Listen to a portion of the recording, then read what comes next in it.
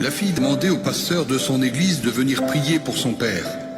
Lorsque le pasteur arriva, il trouva l'homme étendu dans son lit, sa tête soulevée par des oreillers. Il y avait une chaise vide à côté de son lit.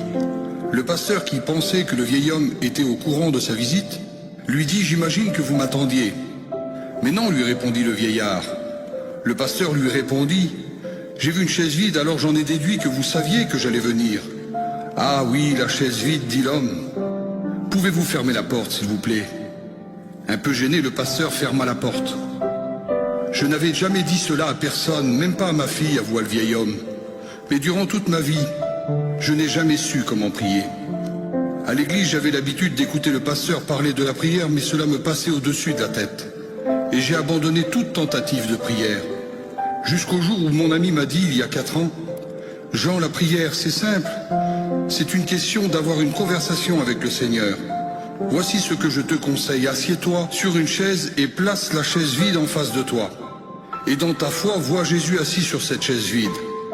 Ce n'est pas effrayant ou étrange, parce qu'il a fait cette promesse, je serai avec vous tous les jours.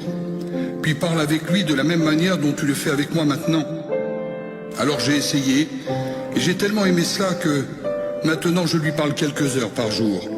Je fais très attention, car ma fille, si elle me voyait parler à une chaise vide, elle m'enverrait à la maison des fous. Le pasteur fut si profondément touché qu'il encouragea le vieil homme à continuer son voyage de cette façon. Alors le pasteur pria avec lui fit l'onction d'huile et le quitta pour aller à l'église. 2 jours plus tard, la fille du vieil homme appela le pasteur pour lui dire que son père était mort dans l'après-midi. Le pasteur demanda « Est-il mort en paix ?» Oui, lorsque je suis sorti vers 2 heures, il m'a demandé de s'approcher de lui, puis il m'a dit qu'il m'aimait. Il m'a souri et il m'a embrassé. Je suis revenu 1 heure plus tard et j'ai trouvé mon père assis là, sans vie. Elle continua et dit « Il y avait quelque chose d'étrange à sa mort. Apparemment, juste avant de mourir, mon père s'est penché et appuyé sa tête sur la chaise vide près de son lit. Que pensez-vous de cela, pasteur ?» Le pasteur lui répondit en essuyant les larmes de ses yeux « J'aimerais tellement qu'on puisse tous partir de cette manière. »